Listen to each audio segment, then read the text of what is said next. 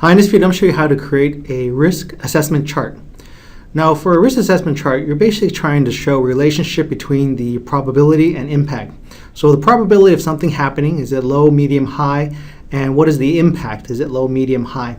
Now the numerical ranges, it could be up to you. In this case, I looked at the low being 1 and the high being 3. So a smaller range. You can have something from 1 to 10 or 1 to 100. It's probably good to also not list too many risk factors in your chart, otherwise it becomes really overcrowded. But in this case, I've got about 11 variables here, or 11 risk factors here, R1 to R11. And basically what this is it's an XY scatter chart. And so I've got the impact here in one column, the probability in another column, and basically chart this out on a XY scatter. Now the colors here, it's basically a gradient color. And it ranges from green to red and with yellow in the middle. And so I'll show you how to create that particular gradient color too. Now go ahead and take the table here. I'm going to go ahead and select this table, Control C to copy, open up a new sheet here, and then Control V to paste. Let me go ahead and increase the size here a little bit, so it makes it a little bit bigger. Let me also widen the columns here. I'm going to select all here. Just select the select all command there and go ahead and just double click one of the columns so it would auto fit everything here. Now the first thing we want to do is create a scatter chart. So I'm going to click outside of the table. Otherwise, if I click within the table, it's going to insert the scatter chart, and Excel was trying to guess what the XY parameters are. I don't want to do that. I'm going to go ahead and click outside of the table and go under Insert tab here, go under the Charts group, and click on the Scatter with only markers here. So I'll click on that. It's going to give me a blank chart area. So now I'm going to start to add the data in. So to do that, make sure I'm in the Design tab here, go under Select Data, click on that. And for the legend entries, there are series data, go and click Add. So this has come out with the Edit Series. I don't need to worry about the series name. For the X series value, I'm going to select this. And then for the Y series name, go ahead and delete this first. And then select the Y series here. Now go ahead and click OK. And click OK.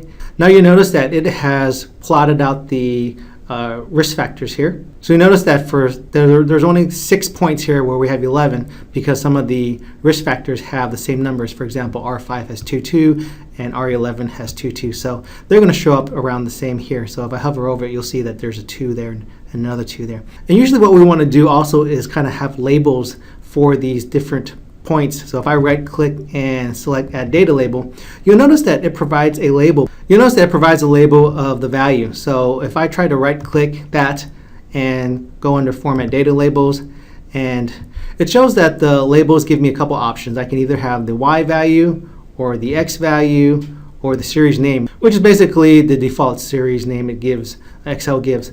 And I don't want that. I really want the risk factors names, the R1, R2, R3.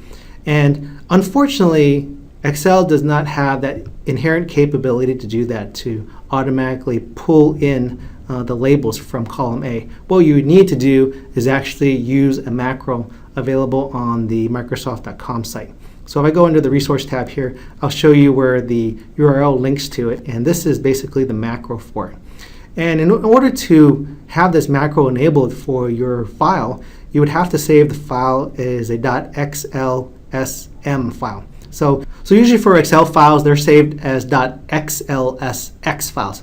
And those are macro free. But if you want to save a file that has the macro enabled where you can perform this particular, I guess, program or this VBA application script, you would have to save your file as an XLSM. So first you need to do that, you have to go under Save As, or I like to use a keyboard shortcut. I'm going to go ahead and just press the F12 key. And the Save As dialog box comes up, and when we have the Save As type, you want to save it as an XLSM. That will enable you to execute this particular macro. Let me go ahead and cancel this because I've already saved it as an XLSM file. So let me go ahead and just copy this. Let's say, for example, I had gone to the Microsoft site here and took the code and then Control C, and I copied this code. Let me go ahead and go into Sheet 2 here.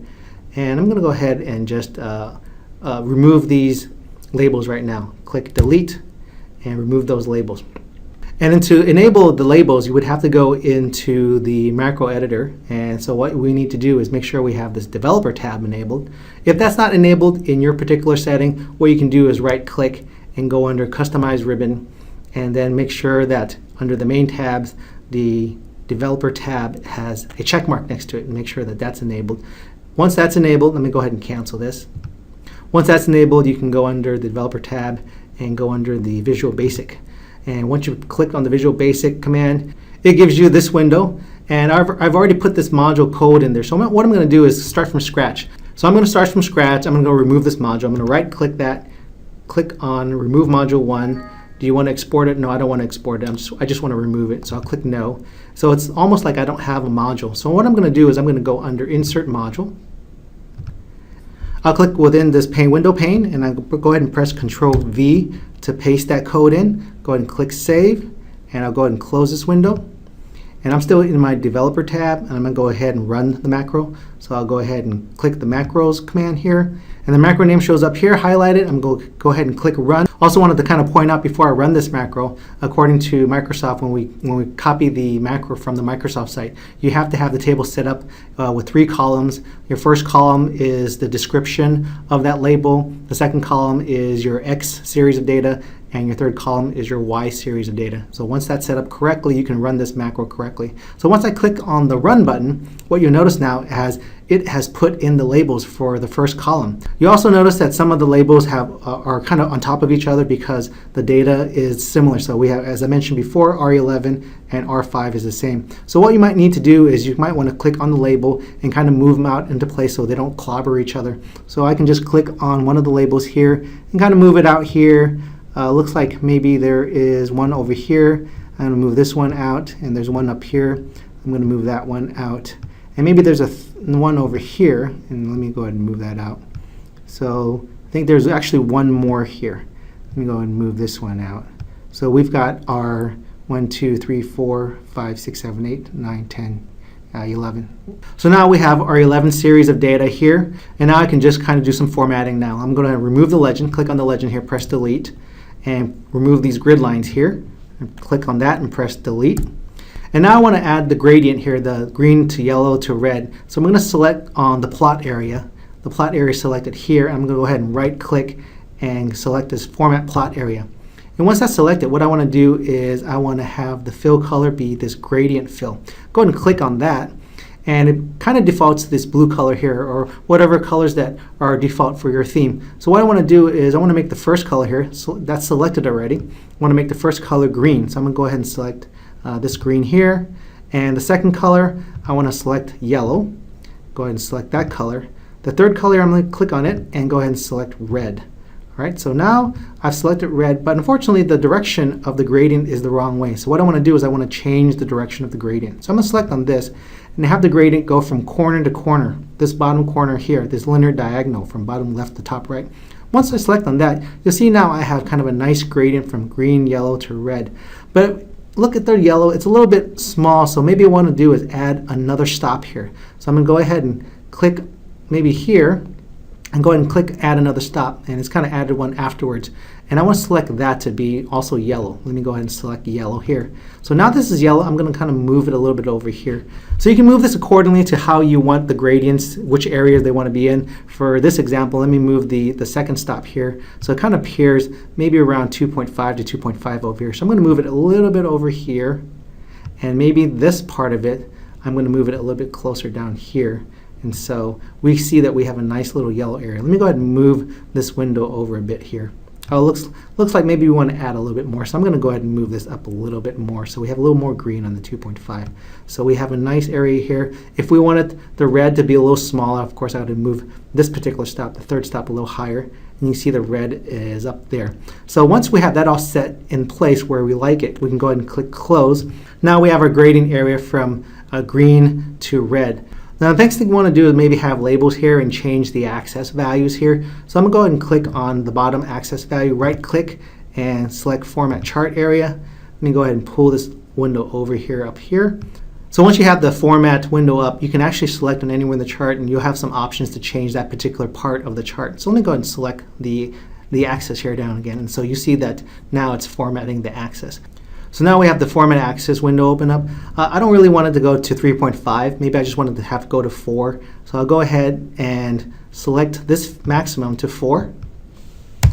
And then I don't want it at decimals. I want to have it at integers. So I'm going to go ahead and select this major unit and have it fixed at 1. So every stop is going to be 1. So if I tab, you'll see that it has completed that. And I want to do the same thing for this vertical axis. Click on that and do the same thing here. Fixed, make that 4. And then for the major unit, make that 1. So once that's done, I'm going to click close. And I want to add labels here. So I'm going to go up to layout, click on the axis titles. And for the primary axis title, have this one here. This axis title should be the impact. So go ahead and click on the formula bar and type equal. And I'm just going to use the text here. So I'll click on that. And you'll notice that it has put that word there now. Same thing I'm going to do here. I'm going to go ahead and select axis titles, the vertical axis titles, and have this rotated. And that has a default axis title name. Go ahead and click up in the formula bar, type equal, and then select cell C1 for probability. And you can see now it's put that in there. Now I don't want these numbers here. I want to just basically have it where it goes low, medium, high, low, medium, high. There's not really a good way to do this. Basically what you need to do is just put a text box in here and format it. But I want these numbers to disappear. And really I'm not going to delete them. What I'm going to do is select them and make them blank, make them white color so it kind of bleeds into the background. So I'm going to right click that, and under the font color I'm going to change that to white. And I'm going to do the same thing for this one. Select this one, right click, change the font color, change the font color here to white. That's already selected, so I'm just going to select that. I'm going to make this chart area a little bit bigger too. Go ahead and lengthen it out a little bit, and also make this plot area a little smaller so I can put in the other parts of the axis labels here. I'm going to go ahead and select the plot area here, kind of move it in over here a little bit, and maybe move this box out a little bit because I'm going to put those high, medium, low there, and move this one down a little bit. So as I mentioned before, there's not really a good way to put high, medium, low, so I'm going to put it in as a text box. I'm going to go under Insert and then find the text box command here. Go ahead and select that and kind of draw something out here. All right, I'm going to draw it out here and just type low and then tab. Maybe just press backspace to get that. Type medium and then another tab and then high. And so that was a little bit too much. Maybe I'm going to go ahead and delete that and then type high here. And maybe I can increase this text box here and maybe move this one a little bit down and kind of move this, Control Z to undo that. Select my text box again, select it again so I have my solid line, and kind of move it into place here. So I'll just move it over here. And you see now it's got my low here, my medium here in the middle, and the high here. I want to do the same here for the vertical part. So I want to draw one out here for the vertical axis. I'm going to go under Insert, go on select the text box command, and go ahead and draw it out here. And let me see. So here I want to change the alignment of it. So I want to go ahead and select this text box again so there's not these dotted lines for the marquee. It's a solid line so I can edit the text box itself. Then right click, go under Format Object, and under the text box here, and under the text direction, I want to go ahead and select Rotate all text 270 degrees. Once that's done, click Close, and now I can start typing here. I'm going to go low, let me tab here, and then type medium. Maybe I'll just do MED for this, in this case, and then tab, and then type high. So it looks like that went over a little bit too much. Maybe I want to increase the size of this text box here a little bit more and bring this down here. So you can see there's some massaging that you need to do a little bit with the text box here. Looks like that may look okay. Let me go ahead and maybe bring the sizing down here a little bit. No, that didn't work. Control Z to undo. Maybe I want to bring this, maybe I just actually want to move the text box up a little bit.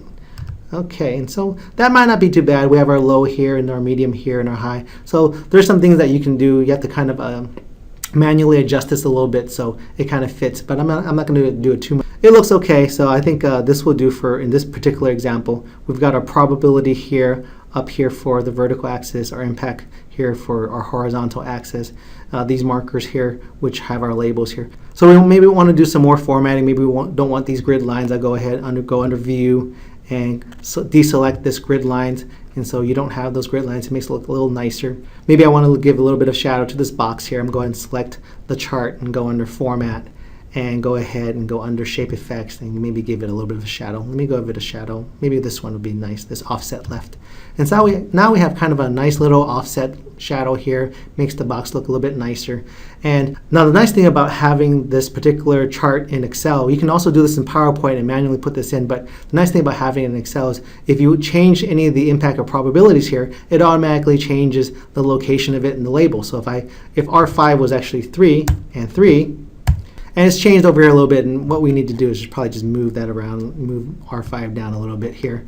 And it's kind of just changed the labels around, so you don't really have to move things around too much. And so you have some options to change things, and it'll kind of do it automatically for you. You may have to move some of the labels around a little bit, but it gives you that option of semi-dynamically changing it and having it show up automatically here. And so also with the gradients here, you can kind of change them if you want to. So it makes it look kind of nice for our little risk assessment chart. If I want to add a little bit more, like maybe a title, I can just click the chart and go up to Layout and add a chart title here. Let's go above the chart. I'll call it, let me double click that, call it Risk Assessment Chart. And right now it's overlaying the chart a little bit. Let me go ahead and bring this down a little bit, bring the plot area down a little bit here. And you see that now it's kind of messed up our label here. Let me go ahead and increase the chart area here. And that seems to have taken care of it. Let me go move this up a little bit here. And actually that kind of took care of it. So we have our low, medium, high here for the horizontal, and we have our risk assessment chart. So there you go. So I hope that helps. Thanks for watching.